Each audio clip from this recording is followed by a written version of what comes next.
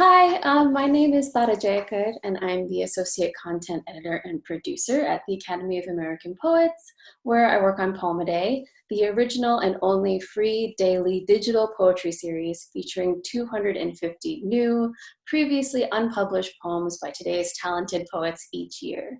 I'm so excited to be in conversation with Rachel Eliza Griffiths, Poem a Day guest editor for February 2021, where we'll talk about her curatorial process for the month.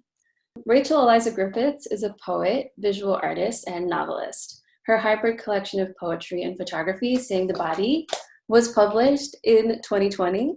Her previous collections include Lighting the Shadow, The Requited Distance, Mule and Pear, and Miracle Arrhythmia. She is the recipient of fellowships from Cave Canem, Kimbilio, the Malay Colony, Yaddo, and others. Her forthcoming debut novel, Promise, will be published by Random House in 2022. Welcome. Hello. Hi, thank you so much for having me, Tara. Oh my gosh, it's such an honor and a delight to have you. And I'm so excited for folks to read these poems that you've curated. So let's kind of jump right in it. How did you approach curating Poem a Day? Well, I feel very lucky. I'm so happy to be the guest editor for February 2021 at the Academy of American Poets.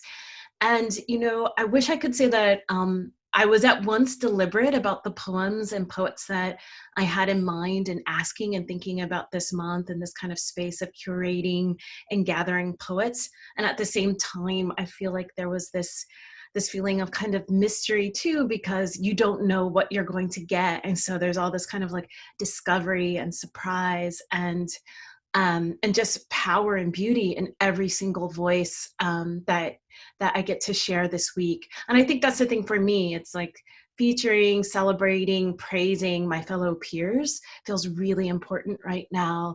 And so as I was looking through the poems, I wanted to have this kind of symphonic constellation of voices coming together over a number of different kind of incarnations. And so, thinking about risk and intimacy and politics and element and, all of this kind of nuance and complexity felt really dynamic and important to me as I kind of got to go through this thread of putting poets together in conversation with each other for Poem a Day. And you totally can see the way that they're conversing with each other, which is so exciting. So if you could direct readers to one poem in our collection at Poets.org that you haven't curated, what would it be and why? I think the poem that at this point that I've been thinking of a lot for me is Natalie Diaz's poem, Grief Work.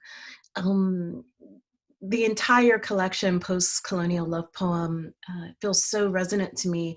But particularly in that poem, there's this question that I keep thinking about often, which is, why not now go toward the things I love? And I think at any moment, each of us could kind of hold a question like that in us as we go about our lives as poets or whatever we do. But it's a question that also kind of has this wingspan where it can be anywhere, almost like a meditation or an action or a gesture in us of going toward in a fearless way toward love and also kind of questioning the things in us that might make us feel that we don't deserve love or that it's so hard to be bold or claim our own voices.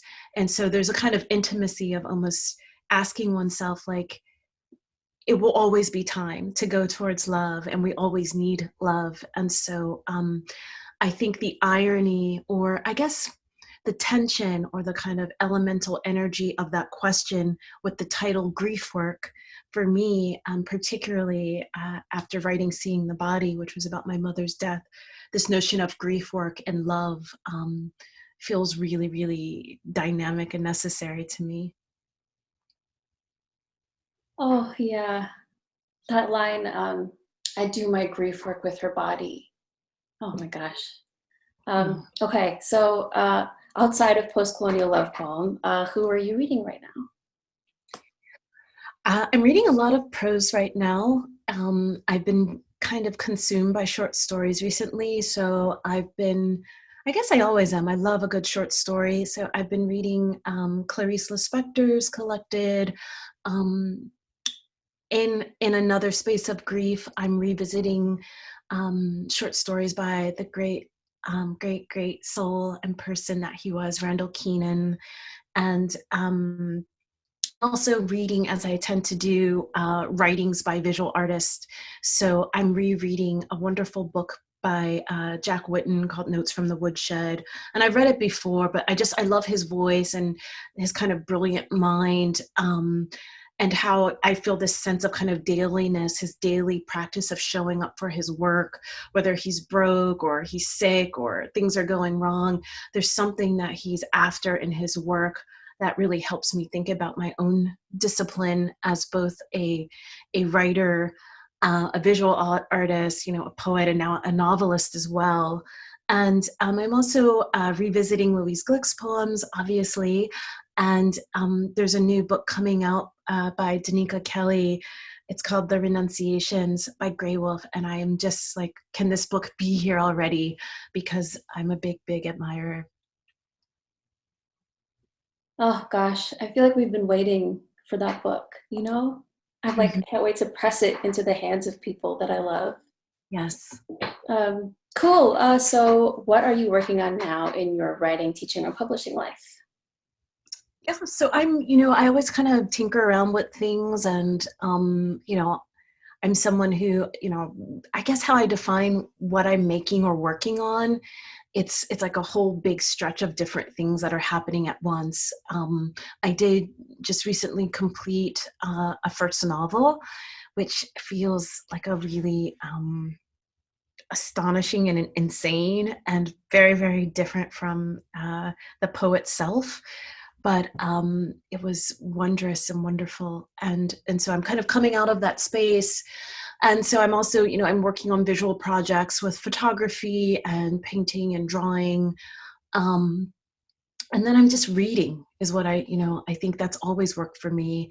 It's probably my most favorite work is just to read and to really make space in the way that I make space to write or cook or sleep, or be in touch with friends and family, to have that kind of active reading life. And so, right now I am just kind of reading, ending a year, entering a new space, looking at 2021 and wondering who she is and or what she has in store for us. And so, yeah, I'm just kind of going through my day and taking each day on its terms, and being excited and hopeful in a way that feels really necessary right now. Oh gosh. Well, thank you so much for joining us today and for doing this incredible curation work. If folks want to go to poets.org and /poemaday, you can sign up for the free daily email and read the poems every day that Rachel Eliza has so brilliantly curated. Thank you again for being here, and I hope you have a lovely day. You too. Have a lovely day. Thank you so much, and take good care. Yes, you too. Bye. Bye.